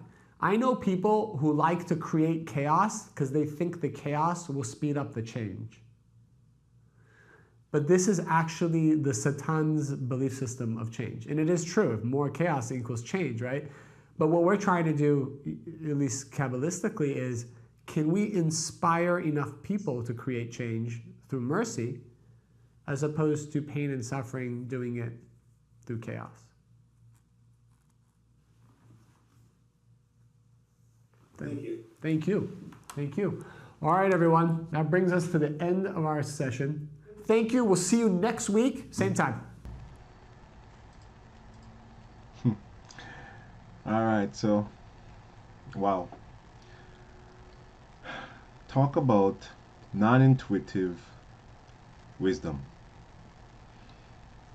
right? Isn't it very common that when you hear bad news that you add to it or you perpetrate it and you spread it? Is that what usually happens with people? So, again, friends, these are the things that you will learn when you continue to listen to Diaspora Connection featuring Kabbalah for Jamaicans. Once again, friends, my name is Joshua. We're here every Tuesday and Wednesday, 9 p.m. to 11 p.m. Eastern, 8 to 10 p.m. in Jamaica. And we're also here for 30 minutes Sunday night, 10:30 p.m. Eastern, 9:30 p.m. in Jamaica, where we just play 30 minutes of live broadcast of the Zohar reading sponsored by the Kabbalah Center. That 30 minutes is dedicated to Jamaica. We do that twice a week, Sunday night and Tuesday night, both at 10:30 p.m. Eastern. I want to thank all of you who hung out with us tonight. Again, for the remaining week and a half, the next 3 sessions, I will not have a broadcast on Wednesday, October 2nd, because it will be the first evening of Rosh Hashanah. And I'll be in New York City observing the cosmic opening, right? You remember David said in the very beginning that holidays are a cosmic opening? Yeah. Friends, Kabbalah is not a religion, it is science. It is science. So continue listening, continue learning, and continue to apply these profound truths to your life. Check out our website, www.kabbalahforjamaicans.com. That's KABBALAH, the number 4, and Jamaicans, yeah, JAMAICS.com, kabbalahforjamaicans.com. Or if you'd like to contact me, country code +1 516 965 5700. Again, country code +1 516 965 5700. Let me know if you'd like your own personal Zohar. We can get it to you. Especially if you're anywhere near the Anato Bay area. We have a distribution center in Anato Bay, St. Mary. And yeah. So have a wonderful rest of the week.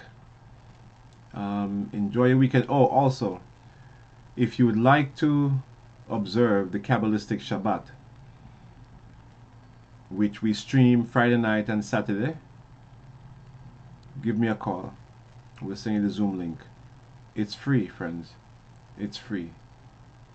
This is one of the ways that you ride the wave of energy, by connecting to the Torah reading on Shabbat, which again is Saturdays, sundown Friday to sundown Saturday.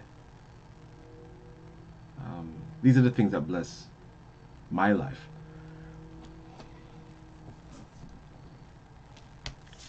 By aligning my life to these energy forces. Alright? So remember, the next couple of episodes we're going to be focusing on preparation for Rosh Hashanah, which is the evening of Wednesday, October 2nd. Until next time again, friends, this is Joshua.